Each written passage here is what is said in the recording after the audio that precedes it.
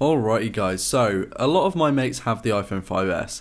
Just last year, 4 kids in my class of 10 had iPhone 5Ss, which is 40%. This thing is an insanely popular iPhone and brought with it 64-bit software and Apple's first Touch ID implementation. It was a big step for Apple, even if it kept the similar external design to the 5. Hi guys, my name is Ryan Thomas and this is my take on owning a 5S in 2017. So the standout issue for this phone is the touchscreen messing up, though this is mainly due to people dropping it and being not very careful with it. Also, the batteries do deplete in life a lot and they are not easily serviceable.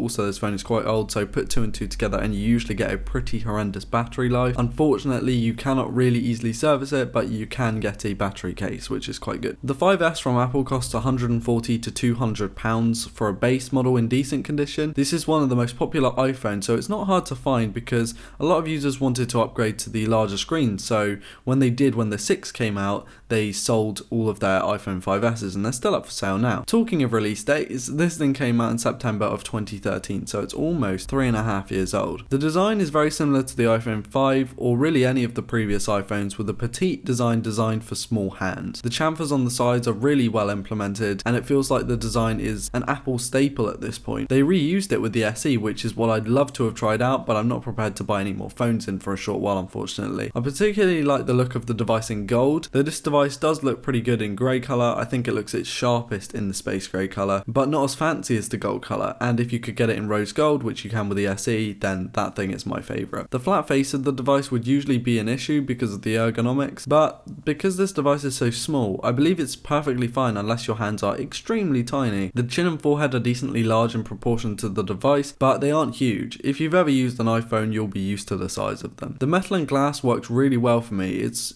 for me, one of the best designed phones, in my opinion, ever, even if I prefer 5.5 inch and above size phones. Build quality seems solid, no cracks on any of the devices that my pals have. Katie has an iPhone 5S and she likes the build quality of it, but is looking into phones like the S7 due to the bigger screen. But contrastingly, one of my college lecturers has stepped down from an iPhone 6 to an SE due to the fact that he wants a smaller phone, so it's all preference. Pretty much all iPhones from the 5 and up are built very well, so I could recommend them based on their build. The screen on this phone is something that I really like because it shows you don't need a QHD AMOLED screen to have a good experience.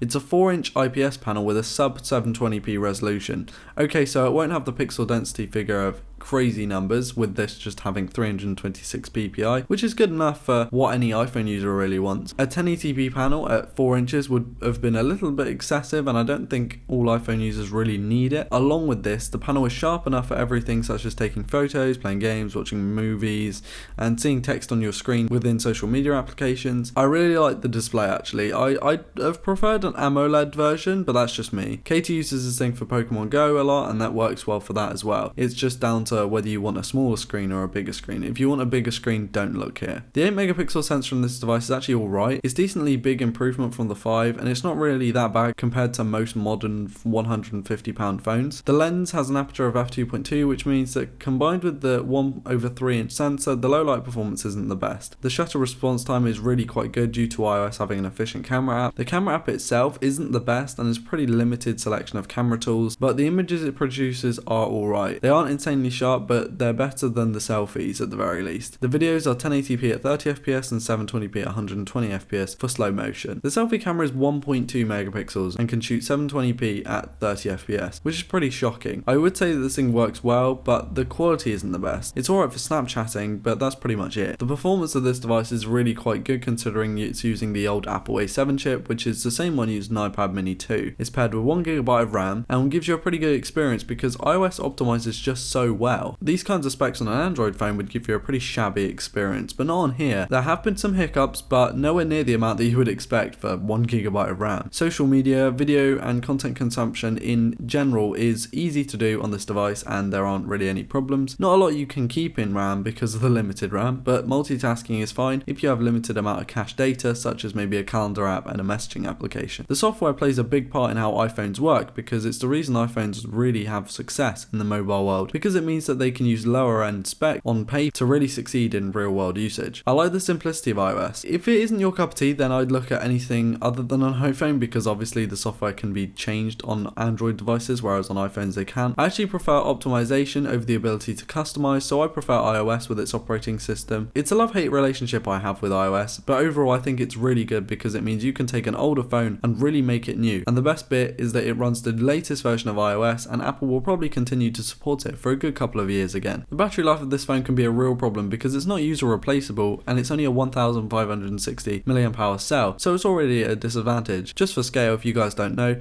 my Galaxy S7 Edge has a 3600 mAh battery, so that's over double of this, which is not good at all. Considering these pitfalls, it does do a decent job at keeping the phone up, about 2 to 2.5 hours of screen on time reported, but depending on just how old the device is, it can be changed, and that can increase easily when you do things like optimizing the phone, in like turning off Bluetooth and location services, stuff like that. The speaker on this device is as good as pretty much any bottom firing speaker. It gets loud enough for personal use, but it's not good enough to get a house lit, if you know what I mean, boys and girls. I'd make good use of that rare headphone jack and just connect some quality headphones, possibly through an external headphone amp for that too. The ports on this phone are plentiful compared to the iPhone 7, with 2 ports available over the one of the iPhone 7. The headphone jack, of course, which is what you'd need, and the USB 2.0 lightning connector, which you'd use for charging and syncing. There is no NFC here or Apple Pay, which is kind of annoying. The only way you'd be able to use Apple Pay is if you use the phone through the Apple Watch. The fingerprint scanner on this device is the first revision of Touch ID, so it's quite slow and inaccurate, but at least you actually have one on the phone,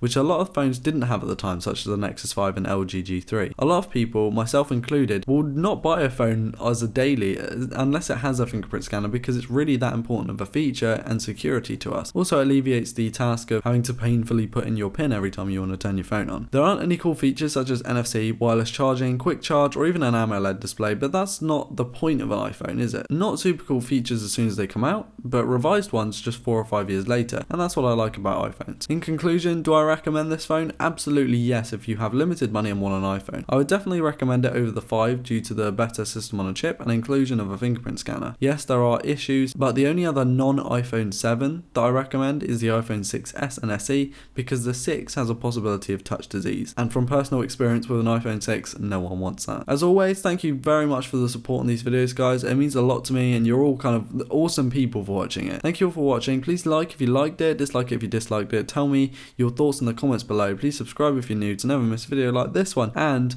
I'll catch you in the next one. Peace.